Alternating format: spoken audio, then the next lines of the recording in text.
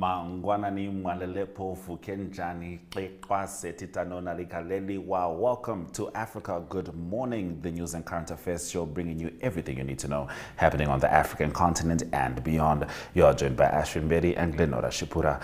Good morning, Glenn. How are you? I am very well. How are you? I'm all right. What I'm all about right.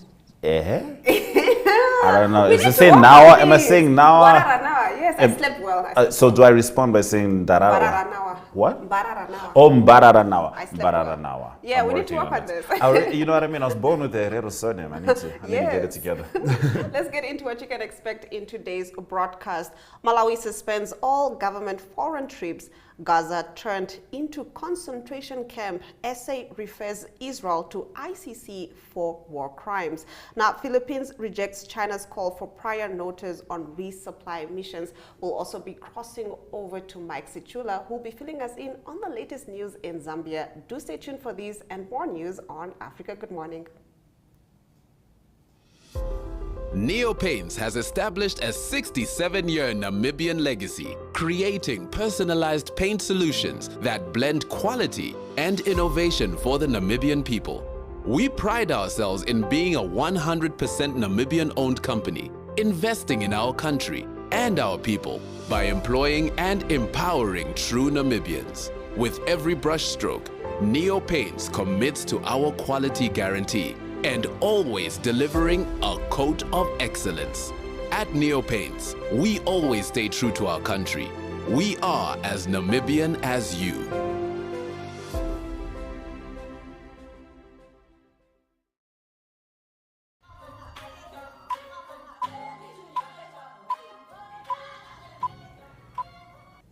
In our top stories, Malawi's President Lazarus Chakwera has suspended with immediate effect all international travel involving himself and all government officials.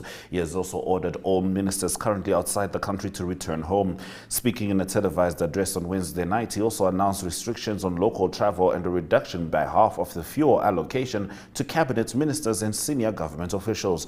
The measures will be in place until the end of the financial year next March. Some similar austerity measures were also announced during the COVID pandemic, but had limited impact as they were not strictly enforced.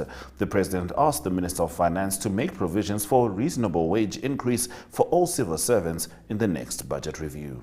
In our next story, President Cyril Ramaphosa has confirmed South Africa has approached the International Criminal Court for investigation into alleged war crimes in Gaza and accused Israel of turning the enclave into a concentration camp.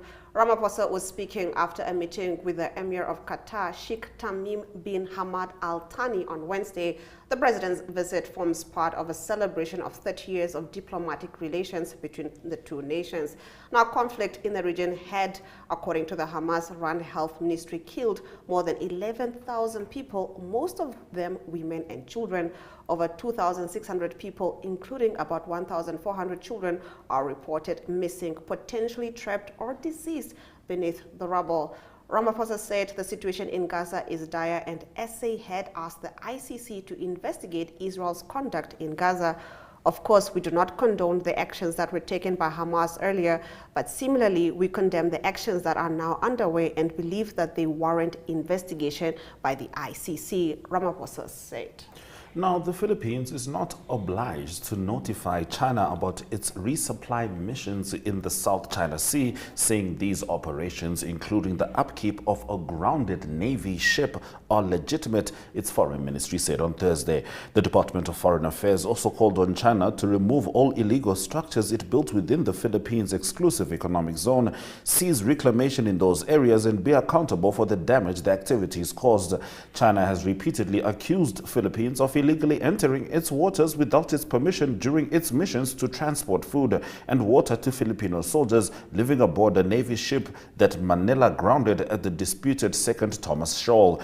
The atoll is called Ayungin by the Philippines and Renai Reef by China. We are being asked to give prior notification each time we conduct a resupply mission to Ayungin shore. We will not do so, DFA spokesperson Teresita Daza said in a statement. The UK government vowed on Wednesday to to persevere with a controversial plan to send migrants to Rwanda, despite the Supreme Court upholding a lower court ruling that it was unlawful and should not go ahead. In a major setback for Prime Minister Rishi Sunak, a 5-judge panel at the UK's highest court unanimously decided with an earlier Court of Appeal decision that the policy was incompatible with Britain's international obligations.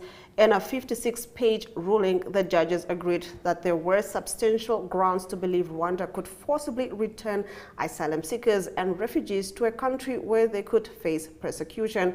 But within hours of the long-awaited judgment, Sunak and his ministers said the government would press ahead with finalizing a new treaty with Rwanda to address those concerns.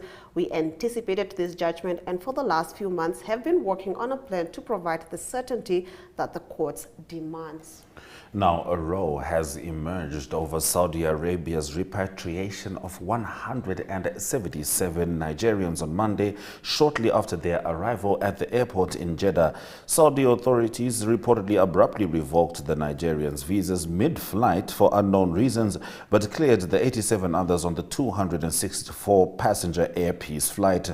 Saudi Arabia's embassy in Nigeria on Wednesday said that the repatriated passengers did not fulfill the entry conditions and submitted incorrect information to obtain a category of visa that doesn't apply to them, which was discovered upon their arrival. But Air Peace has disputed Saudi Arabia's statement, saying on Wednesday that the visas of all passengers were vetted to be valid using Saudi Arabia's verification systems before check-in.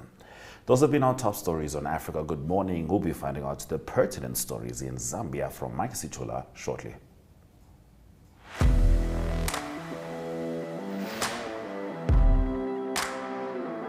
Hello and welcome to today's Sports Rep Show. I am your host, Jesse Jackson Kauraifa.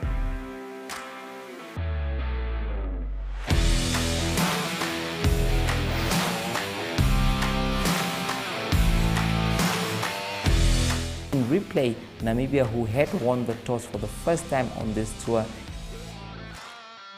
Good day everyone, time for international sports news, starting off with tennis news, both on the WTA for women's and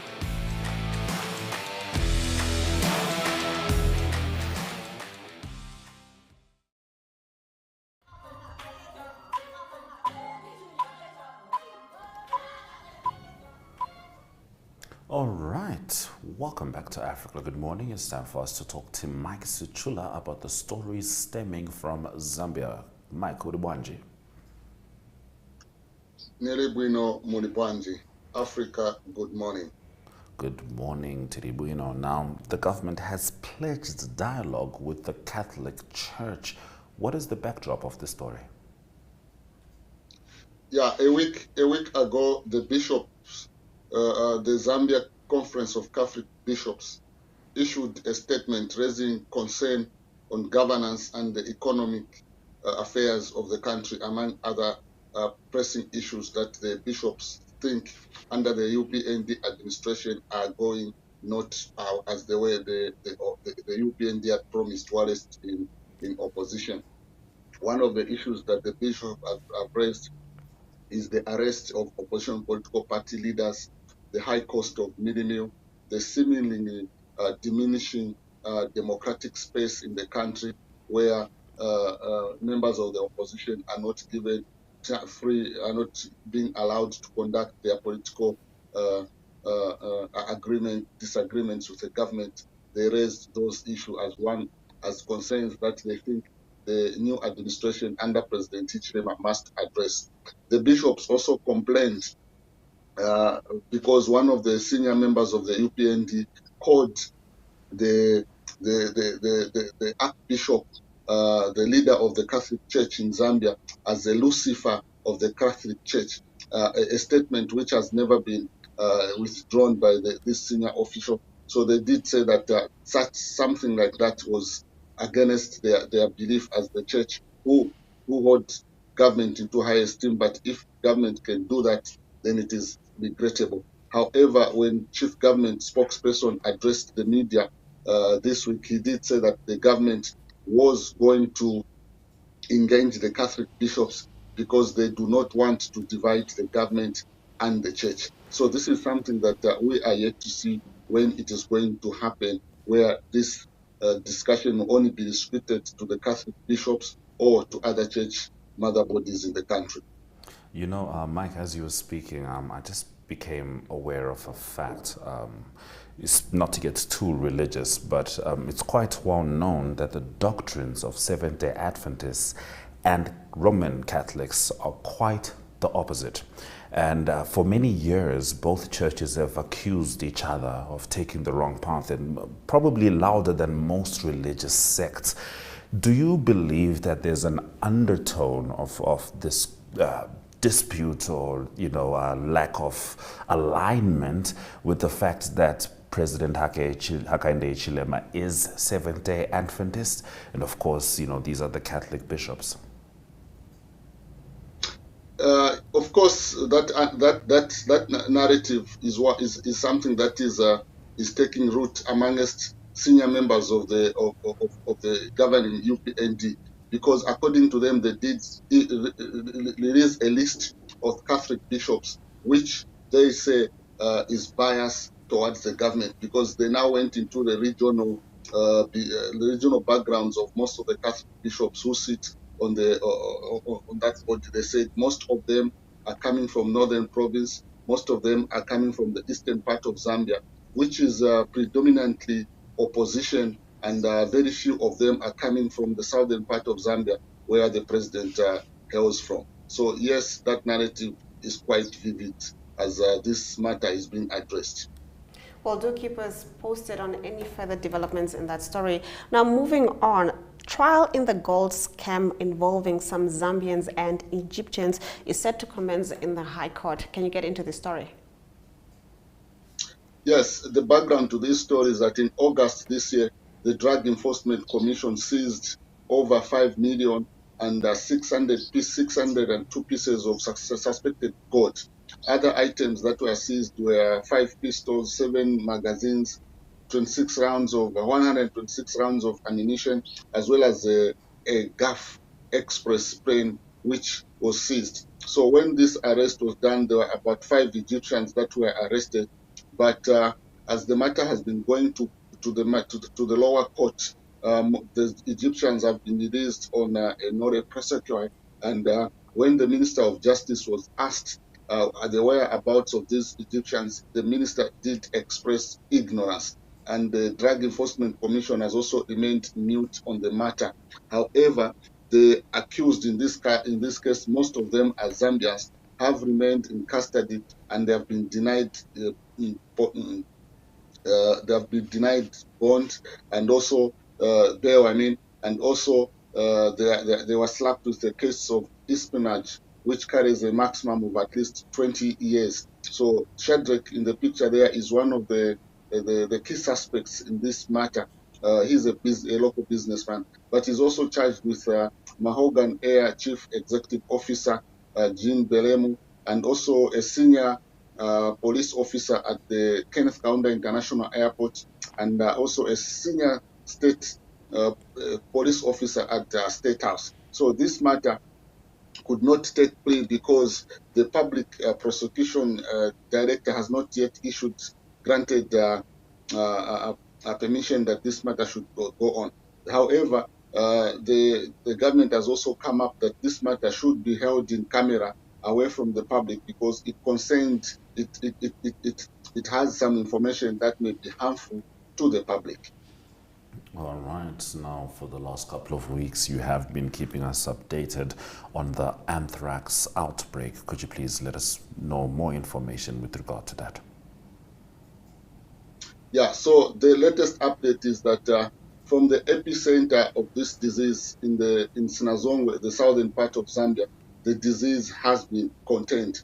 In the last 1 week, they have not recorded any new cases of someone contracting anthrax. So according to the Ministry of Health, this is something that is good for them, because they are saying it is responding to the measures that they have put in place to ensure that people are educated on how they can protect themselves. Because sadly, for instance, some people in Loro, in the same epic center, were thinking that if they find a carcass, they just get it, boil it, and add a lot of salt, then the anthrax virus can be dealt with, something that has been explained to locals, and it is now being contained. So it is something that also has been intensified by local authorities across the country to ensure that all animal products that are going on the market are certified, and also that this does not escalate any further. So far, the disease seems to be contained. All right, now wrapping up your top stories, getting into sports. What's the mood there? I understand that Zambia is set to face Congo Brazzaville tonight. Yes, the mood is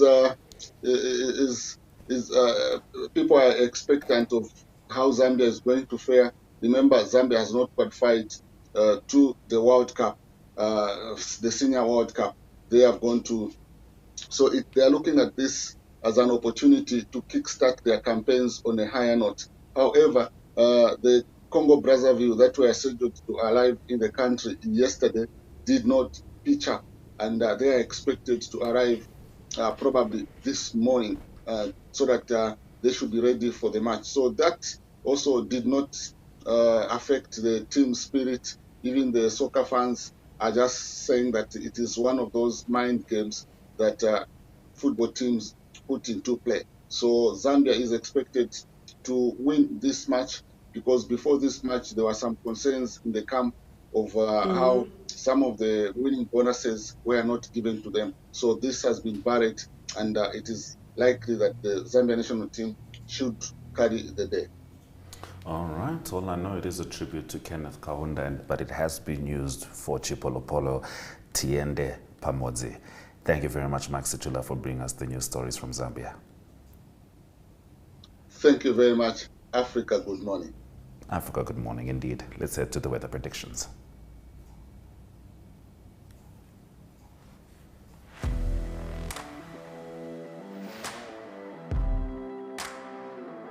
Hello and welcome to today's Sports Rep Show. I am your host, Jesse Jackson Kauraika.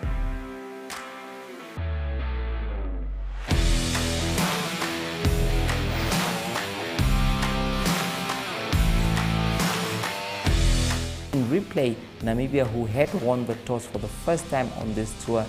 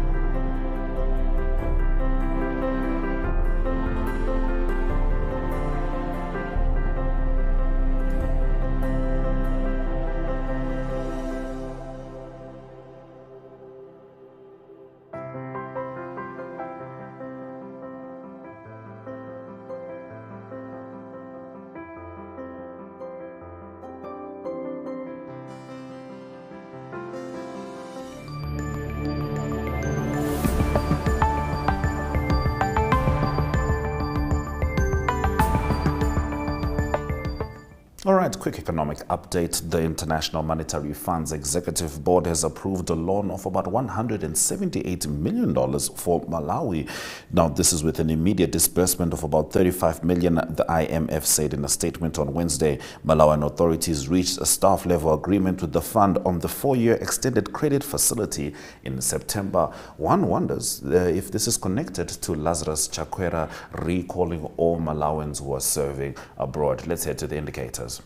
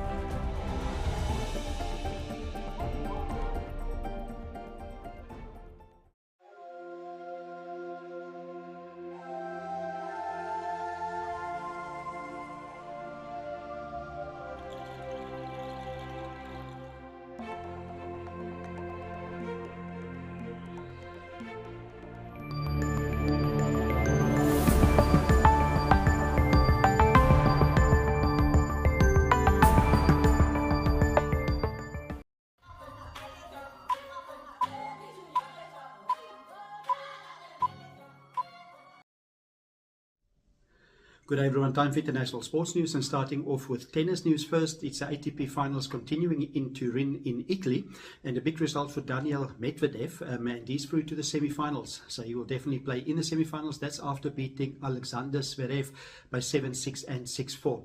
Alexander Zverev earlier in the tournament beat Carlos Alcaraz, number 2 in the world, so both of them can still go through to the semi-finals. Tough route now for Carlos Alcaraz, but he did do better in his second game. He beat Andrei Rublev by 7-5 and 6-2. And it is Carlos Alcaraz that can still qualify for the semi-finals, but now he needs to beat the in-form Daniil Medvedev. In the other side of the draw, there's 4 other players playing, trying to get into the semi-finals, and the 2 favorites at the moment to go into the semi-finals is Novak Djokovic, number 1 in the world, and also Jannik Sinner, that's in good form at the moment. The finals will be played on Sunday, and that tournament being played in Turin in Italy. Moving on to motor racing news, it is the Las Vegas Grand Prix coming up. It's the second last Grand Prix of the year, and it is a triple world champion Max Verstappen that said that he's not looking forward to the race. He said that it's 99% show and 1% a sporting event, and I suppose that's what you expect from Las Vegas. And it's Las Vegas that's on the Grand Prix calendar again, and they've signed a 10-year deal, so there's going to be lots of Las Vegas racing in the future. It is Lewis Hamilton. He was more positive. He's currently 3rd on the points table, and Lewis Hamilton said that he feels that it's amazing. It's an amazing race, and he's very excited to race on Sunday, the Las Vegas Grand Prix. 105,000 spectators expected at the Las Vegas Grand Prix. Both Max Verstappen and Lewis Hamilton do have different things they want to achieve at the Grand Prix. It is Max Verstappen that has nothing to achieve actually besides winning a Grand Prix. He's already won the championship of 2023, and it's Lewis Hamilton still racing to try and finish 2nd. At the moment, Lewis Hamilton is 3rd on 226 points in his Mercedes-Benz, and he's chasing Sergio Perez in a Red Bull Honda on 258. And it is also Fernando Alonso. He's on 198 in 4th position in his Aston Martin. After the Las Vegas Grand Prix, it will be next week, the last one that will be in Abu Dhabi. That's on the 24th of November. And closing off today's international sports news with soccer news, it is Newcastle United playing in the English Premier League. They've got a difficult season at the moment, 7th on the log with 20 points after 12 games, and it is Manchester City leading by 28 points after 12 games. And it's Newcastle looking to sign a new forward, apparently looking at Ferran Torres. He's playing at Barcelona, and he's playing in the Spanish national team. So that's news from Newcastle. Also on the signings, it is 3 big teams that look for a new defender, and that is Chelsea, Liverpool and Manchester City. Apparently they're monitoring the movements of Bayern Munich 23-year-old Alphonso Davies, and Alphonso Davies also plays for Canada, and it will be interesting to see what happens in January. That's when there's a January transfer window in international football. That's international sports news for today. Hope you have a great sport day, and we talk international sport again tomorrow. Goodbye.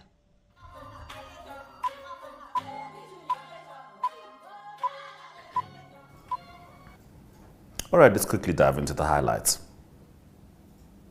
Malawi suspends all government foreign trips. And Gaza turned into concentration camp. South Africa refers Israel to ICC for war crimes. And with that, we've come to the end of our show. Thank you for joining us on this lovely Friday morning. From me, Glenn Orashipura. And Ashwin Beri, Soda Jaganaka.